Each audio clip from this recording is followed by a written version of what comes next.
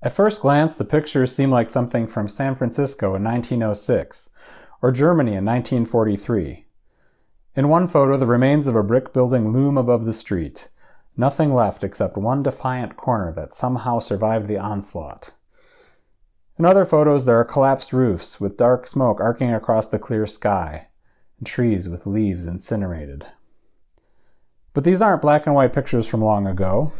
They're in full color, and they're from right here in Minnesota. A week ago today, every one of those buildings was intact. A week ago today, George Floyd was alive among us. Unlike in San Francisco, we didn't have an actual earthquake, and unlike Germany, we were not bombed in a declared war. But our community has been through something as jolting as an earthquake, and we're seeing catastrophic effects of the tactics of war. As a result, those of us who live here are experiencing some of the fear, trauma, and anger that can come from such events. And the pandemic had already heightened such emotions. And we're wondering, after many unnerving and dangerous nights, what comes next? Our Sunday morning theme this month here at the First Unitarian Society of Minneapolis is thresholds, those times when there's a before and an after and no going back. Before this past week, the whole of humanity was already going through a huge and disruptive transition from the pre-coronavirus world to one with COVID-19. Daily life suddenly became filled with staggering death tolls and frightening economic dislocation. And now all of us have been catapulted through another before and after, the execution of George Floyd.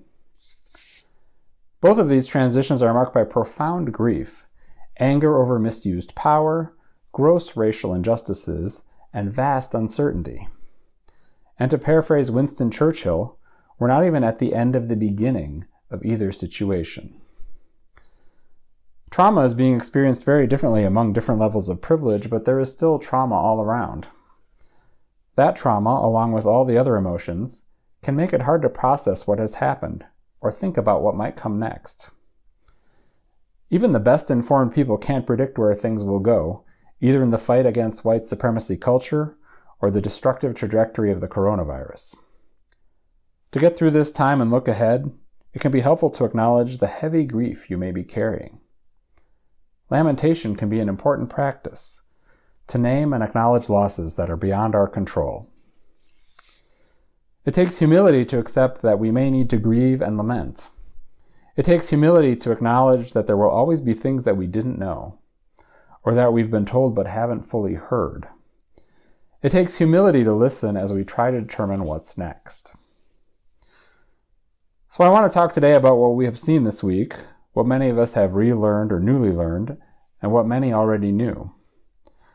And though we are still in the middle of much chaos and uncertainty, I want to talk about what might happen next and how we might make it happen. First, I want to start with a short visit to my own past. In my family, when I was growing up, we watched the evening news while we were eating dinner. Some families talk during mealtime, but my family talked plenty already, so dinner time was when we turned our attention outward, beyond our home in Milwaukee's very white suburbs. The slogan of the local station we watched was, "Your window to the world." And in a way it was. I grew up very well informed about current events, and I still remember much of what I took in. This week, our Minneapolis earthquake shook forth from my memory the story of Ernest Lacey. I was 12 years old when his name first appeared on our TV, and I can still see in my mind the one photograph his family must have had of him. One hot summer night, 3 Milwaukee police officers decided that Ernest fit the vague description of an African-American rape suspect they were looking for. They grabbed Ernest, pinned him face down, with an officer's knee between his shoulder blades, and his left cheek pressed hard against the ground. Ernest stopped breathing, and his body beaten and bruised, he died in the police van. He was 22 years old. A week later, the 3 officers were exonerated by an internal investigation, and the long work for justice began. Ernest Lacey wasn't the only name we heard at our dinner table. I also learned about Daniel Bell, also 22, also African American. Daniel was shot to death by Milwaukee police during a traffic stop back in the 1950s. The officers cited self-defense and were believed. Daniel Bell's name reappeared in the news in 1979 when one of the officers from the traffic stop confessed to planting a knife in the right hand of Daniel's body. I mention these stories from decades past to remind us that the news this week, as fresh and raw as some of it feels, is not new. Most white people have been told, one way or another, that African Americans are regularly killed by police, and they've been told for a very long time. But being told and hearing what is being said are two different things. I'm reminded of a quote by the Indian author Arundhati Roy. "There's really no such thing as the voiceless," she says. "There are only the deliberately silenced or the preferably unheard." The main difference between these older cases in the past week was that the video made it impossible for police to silence George Floyd in his last minutes. Witnesses to police brutality used to be few to none, but now the whole world is bearing witness. And in the aftermath, our city has faced both the towering flames of arson and the harsh spotlight of scrutiny. Anybody who knows me knows I love Minneapolis and Minnesota, and have long felt fortunate to live and serve here. I don't love it any less after this week, but I'm reminded of this quote by the brilliant African-American writer James Baldwin. He said this, "I love America more than any other country in this world, and exactly for this reason, I insist on the right to criticize her perpetually." We here in our local community have seen both our strengths and our tremendous vulnerabilities on international display. Blunt assessments are well underway. In a post called When the City I Love Burns, former Minneapolis Mayor R.T. Ryback didn't hold back about Minnesota's unjust systems of law enforcement. Quote, "We need to acknowledge that on some level, every one of us had a role in keeping this inequity in place. I'll go first because after 12 years as mayor of this city, I should. My own efforts to change a police department and its culture failed badly. That will haunt me for the rest of my life, and it should."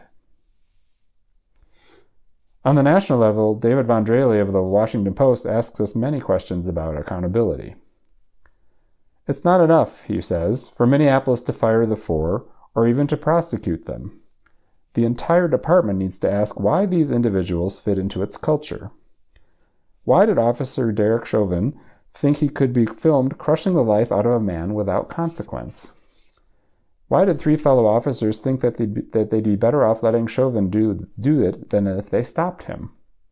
That's one sick brotherhood of the badge. And Minneapolis needs to ask why this department was ever acceptable to the community. Relationships between police and citizens of color have been bad for years. This isn't the first death, and these aren't the first protests. Yet only 1 in every 100 citizens' complaints leads to disciplinary action. Why have voters tolerated that? Why indeed? Ellie Mistel is an African-American lawyer in New York. Writing in The Nation, Mistel was even more pointed, noticing that, quote, "White people will participate in the outrage over specific murders, but when it comes time to deal with the institutional purveyors of racism, as opposed to individual bad actors, the outrage and support of the white community is not there."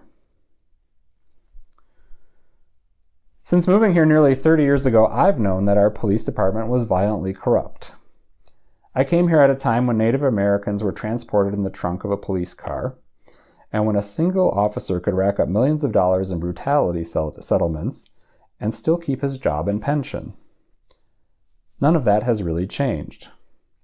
Why the white majority has tolerated it is a fair and sobering question. I've learned to look at our city in new ways this week. I'm newly aware of its fragility and reminded of its resilience and diverse lives. I read a post by Filiberto Nolasco Gomez, who walked through some of the devastation, with its torch stores and graffiti-tagged walls. As he was doing so, he writes, "It occurred to me that all the tags and burnt-out buildings better reflect what a lot of us are feeling, rather than the pristine, sterile aisles in what was Target." In other words, The chaos and mess more closely represented his lived experience in the city. Looking upon the detritus of all that rage, he says, "I felt seen and heard." While meditating on the scene, Filiberto sees a couple of white joggers coming through, going about their normal lives. I've talked about this before, how white people tend to go about their day while all manner of tragedies befall the rest of the country. This is happening with the pandemic, too. Shortly after the joggers pass, Filiberto sees a white TV crew using as its backdrop the most cliched of low-income images, a liquor store with bars on the windows. Filiberto writes, "I felt the weight of the responsibility that comes with being a journalist of color in the face of my colleagues who actively choose to reinforce stereotypes instead of helping people understand the wider perspective." One of the stereotypes that Minneapolis has had to push back against this week is the idea that low-income people of color like to burn down their own neighborhoods. Why are they doing such a thing? Certain white people ask. The answer, of course, is they aren't. This I already knew because I know some of the leaders of the Black Lives Movement, and I'm familiar with their principles, tactics, and strategies. Destroying grocery stores and post offices and black-owned barber shops that serve large numbers of people of color is not part of any organized plan for dismantling white supremacy culture. However, in the twisted logic of the white supremacy movement, such establishments are worthy of destruction because they are symbols of government or symbols of African American success.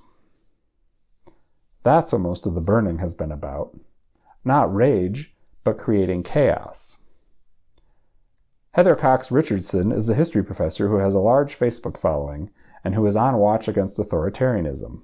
And she reminds us this. This chaotic onslaught of news is designed to divide Americans and make us fall back into old animosities in order to either get us to accept a strong leader or to exhaust us until we quit caring what happens. In either case, American democracy is over. But there is another possibility, she writes. Chaos does not have to destroy us. The leaders creating it are doing so precisely because they know they are not in control. And the same uncertainty that they are trying to leverage can just as easily be used by their opponents. At this crazy, frightening, chaotic moment, it is possible to reach across old lines and create new alliances. To reemphasize that most Americans really do share the same values of economic fairness and equality before the law, and to rebuild the government of the people, by the people, and for the people. The old world is certainly dying, she says, but the shape of the new world struggling to be born is not yet determined. And that's where you come in, where we come in. I think the George Floyd video has confirmed for the remaining persuadable people that policing problems are real and dire and ongoing. The protests, the largely peaceful demonstrations, have been multiracial and beautiful. The people working to clean up damage have been multiracial and beautiful. The caring, coexisting, coming together Minneapolis is not a myth, and we can be grateful for it at the same time that we acknowledge all that is deeply wrong. We would also be wise to listen to the words of Bayard Rustin, a gay African-American civil rights activist and pacifist who was a close associate of the Reverend Dr. Martin Luther King. Rustin said, "I believe in social dislocation and creative trouble." As a pacifist, Rustin of course meant nonviolent trouble, but he understood in a progressive way that times like these are times of opportunity. I've recently been on some national clergy calls organized by the Reverend Peggy Clark, who serves Community Church of New York.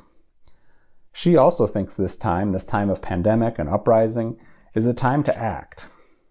She says this, "We have an opportunity to help define the social transformation before us. As a nation, we could become an ossified oligarchy, partial to fascism, or we could birth a new age of ecological, social, economic, and political balance. If we participate, there is a better chance the new world will be grounded in principles of equity." So what does that kind of participation look like right now? For me, I'm off to only a small start so far. But the other day I got a message from Isaiah, a large interfaith coalition of congregations pushing for racial justice. Isaiah was inviting me to sign a clergy letter calling for putting the Minneapolis Police Department into a receivership. I quickly signed. The MPD is clearly unable to manage its own affairs or its employees. The atrocity of George Floyd's death was followed immediately by unprovoked attacks on peaceful protesters, followed immediately by the department all but vanishing when the city started to burn. I believe the department to be beyond repair, and the University of Minnesota and the city's public schools have severed their ties with the department.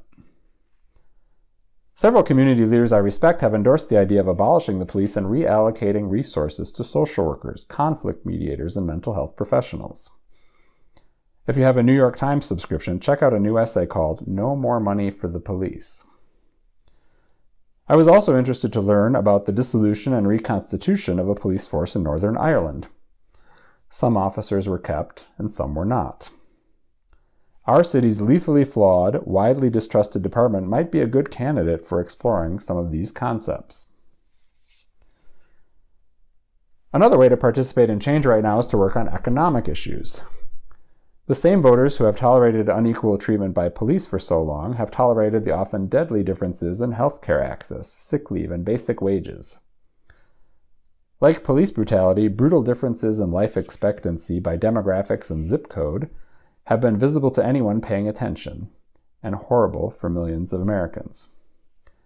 The pandemic threw a big magnifying glass on our country's pre-existing conditions, ending some deliberate silencing of the marginalized and expanding the suffering well into the middle.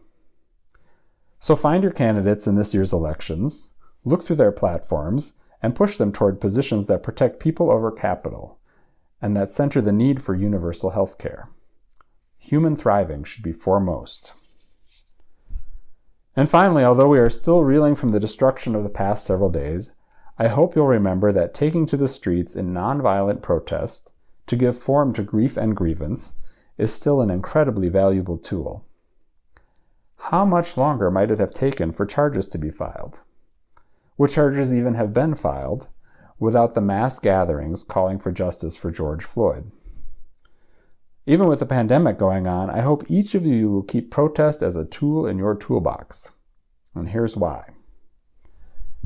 As many of you know, authoritarianism has infected the highest levels of our government.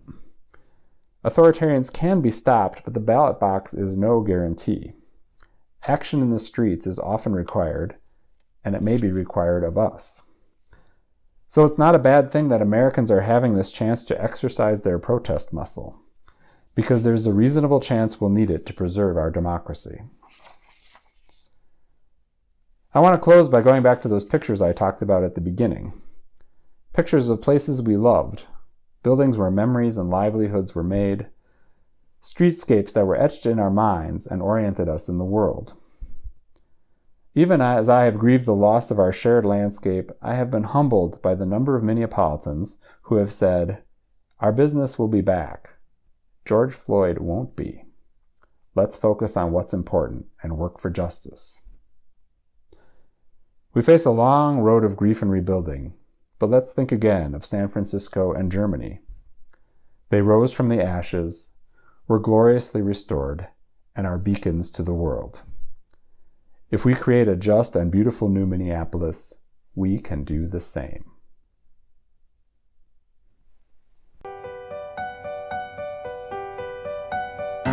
Thanks for listening. You can find much more about humanism and what's happening at First Unitarian Society in Minneapolis by visiting our website at firstunitarian.org.